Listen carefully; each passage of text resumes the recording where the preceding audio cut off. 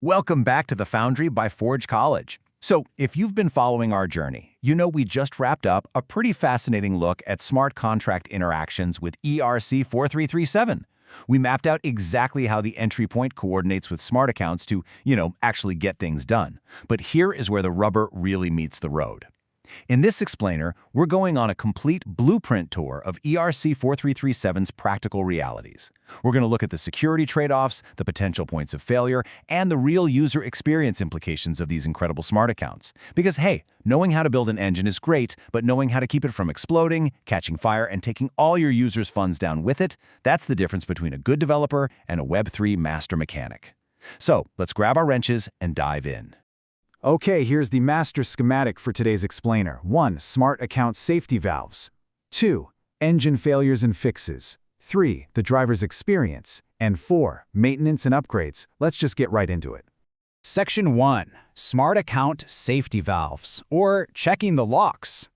We are starting our tour right at the entry gate of the smart contract code to see exactly what keeps the bad actors out and protects your digital assets. To do that, we rely on a very specific, hypercritical piece of code called validateUserOp.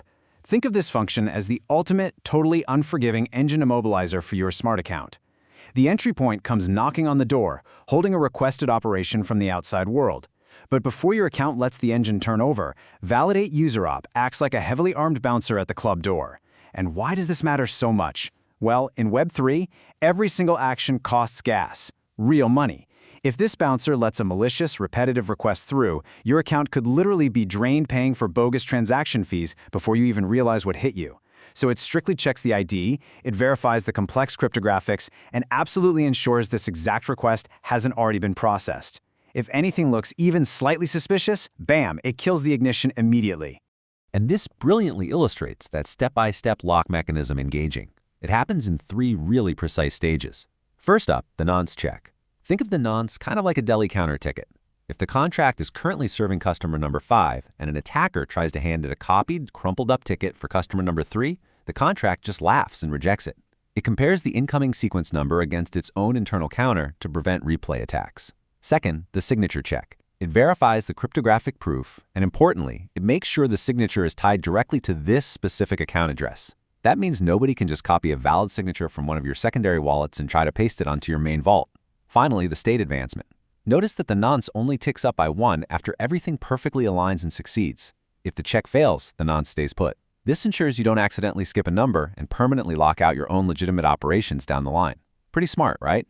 Moving right along to Section 2, engine failures and fixes, or stress testing.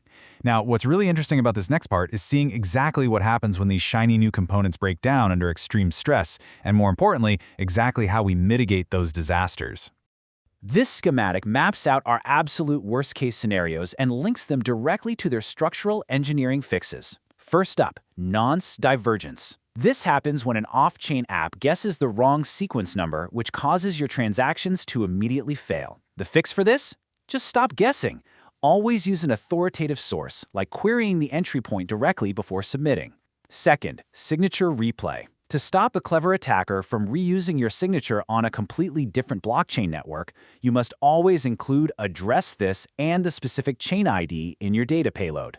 Third, bundler censorship. If you rely on just one single bundler to process operations, they become a massive single point of failure. If they go offline or decide to censor you, your transaction is just stuck in limbo forever. The mitigation here is to design your app to broadcast to multiple bundlers simultaneously. And finally, paymaster insolvency. Imagine your corporate gas card gets declined and literally leaves you walking on the highway. If the paymaster goes broke, all operations halt. You fix this by requiring heavy collateral on-chain and setting strict maximum refund windows so you know the funds are actually sitting there when you need them.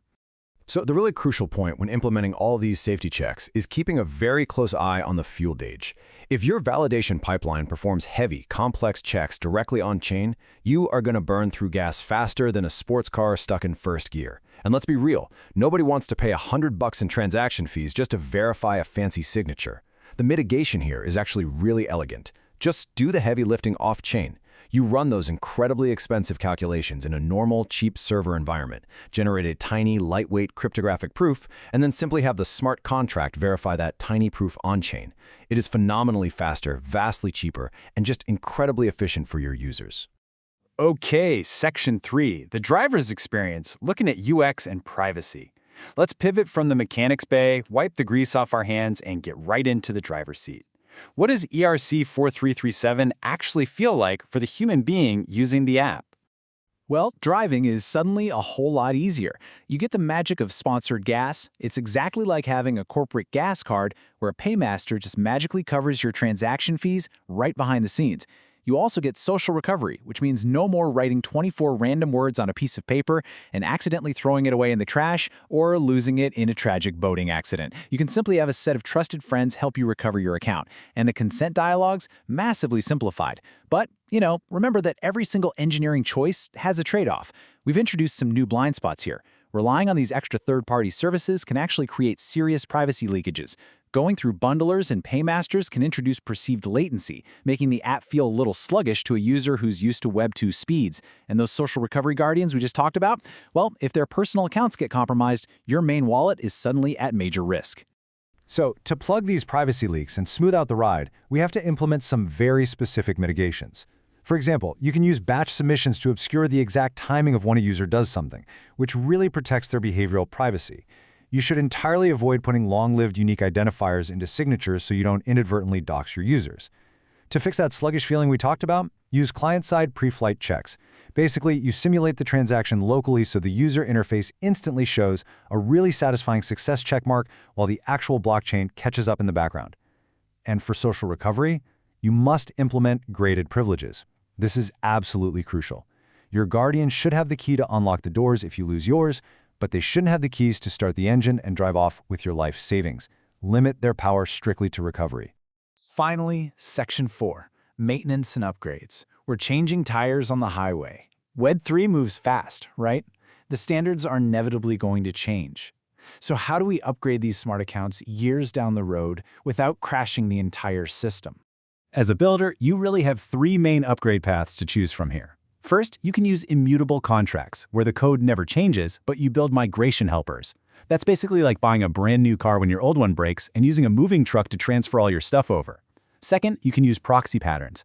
This is where the core logic can be swapped out underneath, controlled by strict on-chain governance.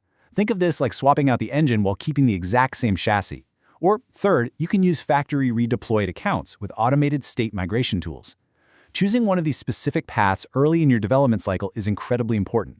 If you just wing it, you're going to inherit massive technical debt that will eventually break your bundler cooperation and leave your users staring at broken, totally unusable wallets. The real secret to surviving these major upgrades is maintaining a rock-solid migration plan. You absolutely need version-to-count bytecode, so the network knows exactly what era of wallet it's dealing with. You need on-chain registries to track the latest secure implementations, and perhaps most importantly, you need lightweight compatibility shims. Think of a compatibility shim as an adapter plug when you travel abroad. It lets your old, trusted hardware seamlessly talk to the new, upgraded network standards without blowing a fuse. Without these clear migration plans and shims, your older clients won't be able to detect or handle the new behaviors of upgraded accounts, effectively leaving your earliest, most loyal users totally stranded on the side of the road. As we wrap up this explainer, I really want to leave you with this final thought as you look over the ERC-4337 blueprint. You have the tools to make Web 3 completely invisible to the user. But how will you balance that extreme convenience with unshakable security in your next build?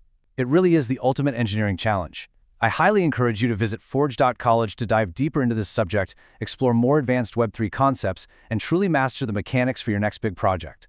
Until next time, keep building, keep learning, and keep your safety valves locked tight.